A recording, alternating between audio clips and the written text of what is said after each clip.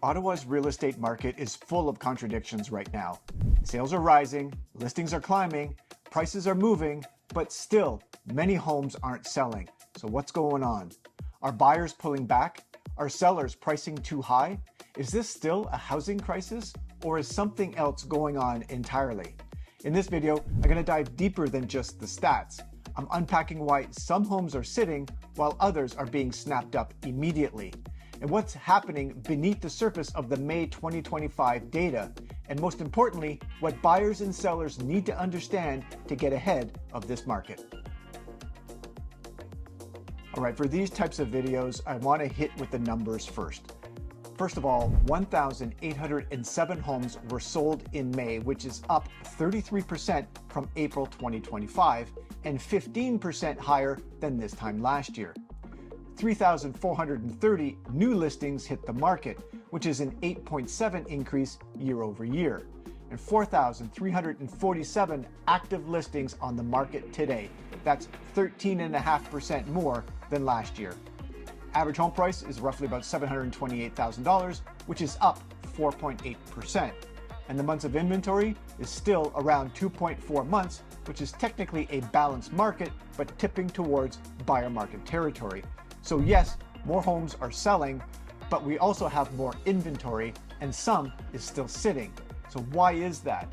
That's what we need to talk about next in this video. Hey, it's Mark Belanger. Real estate is more than buying or selling. It's one of the best ways, obviously, to build real wealth. And that's why I help homeowners, professionals, and investors here in Ottawa make smart moves that align with their long-term goals. And if you're looking for real guidance and not just another transaction, just give me a call or shoot me a text. My contact details are below. Let's have a quick chat, no obligation, no pressure. I'd love to hear more about your plans, and let's see if this is the right fit for both you and I. Now let's get back to the video. All right, welcome back. Let's start with detached homes as they continue to dominate the market in Ottawa.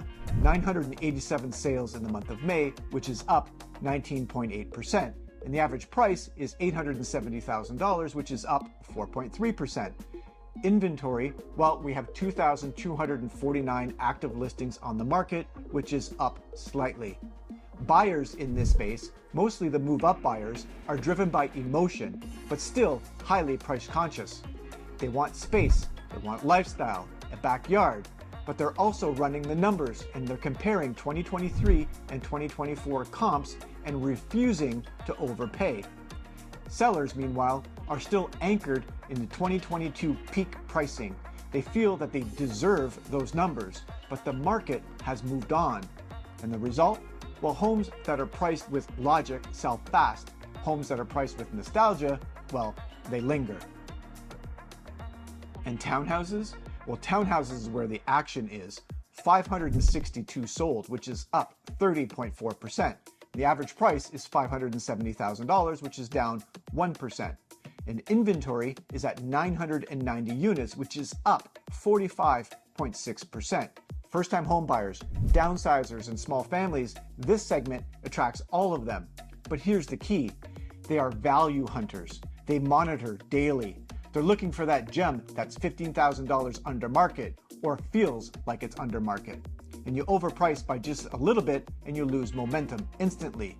Price to create urgency and you'll generate a flurry of interest and offers. Okay, let's hit the pause button for just 1 second because this is where most people get confused. If sales are up and listings are up and prices are rising in some areas, how is it that we still have some homes sitting on the market for weeks? My opinion, this feels like a bit of a contradiction. Are we in a housing crisis or are we not in a housing crisis? To me, the real issue isn't how much supply do we have, it's what kind of supply do we have.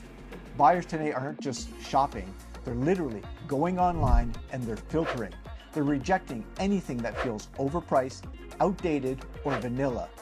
Homes that aren't move-in ready, or they don't photograph well, or they don't stand out for whatever reason, well, they're simply invisible and buyers are moving on. So while we technically have over 4,300 active listings, only a fraction of those match what today's buyers are actually willing to pay for. All right, so let's talk about new construction. Are builders actually slowing down? I would say Yeah, in some areas they obviously are. There's higher material costs, there's tighter labor, there's interest rate sensitivity, and they've all caused delays in launches and completions. But that doesn't mean that the buyers are flooding to the resale market. Instead, we're seeing a buyer psychology shift. People want quality, not quantity. Homes need to feel like a smart purchase or they won't move. In other words, the illusion of supply is not the same as actual availability. And this is where the housing crisis narrative breaks down, in my opinion.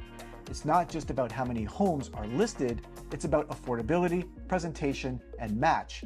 So yes, the market is active, but it's polarized between homes that check all the boxes and those that feel out of touch. And if your home is in the second group, you're competing in a much tougher game.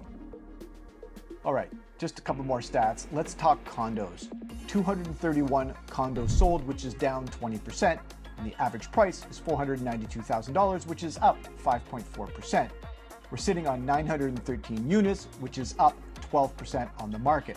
And this is a market segment with the greatest disconnect. Buyers, especially first-time buyers and investors, are hesitant. Why are they hesitant? Well, because condos feel generic.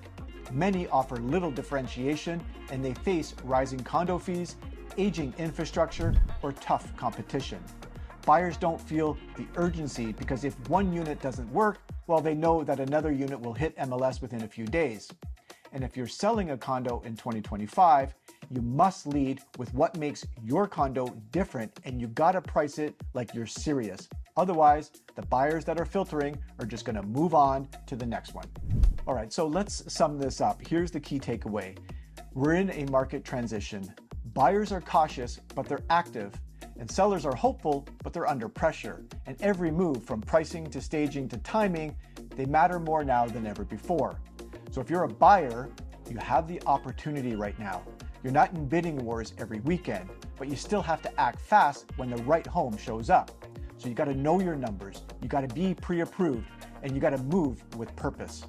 And if you're a seller, and if you're not getting the showings or the offers, it's not bad luck, it's bad strategy. You need strong pricing, strong visuals, and a value-first mindset. This market will punish wishful pricing, but reward those that meet the buyers where they're at. All right, I'm gonna wrap up the video here. If you're unsure what to do next, let's chat. At Metrocity Property Group, we actually buy and sell roughly 600 properties per year in Ottawa, which makes us the largest EXP team in Ottawa. I'm very confident that we can help you on the purchase or on the sell side of your transaction. So reach out to me through Metrocity. I'd be happy to help. Let's strategize. Let's look at the stats. Let's look at your objectives on where you want to go in 2025. And I'm very confident that we can help you. So reach out to me. I appreciate your time. I hope that this video was informative in some small way. I look forward to putting these videos together. And until the next video, take care. Hey, I hope you enjoyed that video. Now, whether you're planning a move or you're looking for the right investment here in Ottawa, I'm here to help you make a smart, confident real estate decision. And I work by referral, so my business depends on how well I serve you. And think about it, if you're not thrilled with the experience, you simply wouldn't recommend me. And that's why I go above and beyond to deliver the results that exceed expectations. So if that sounds like the kind of relationship you're looking for, give me a call. You've got my contact details. Let's schedule a quick call. No pressure, no obligations whatsoever. Let's talk about your next chapter, and I hope I can help, and we'll see you on the next one.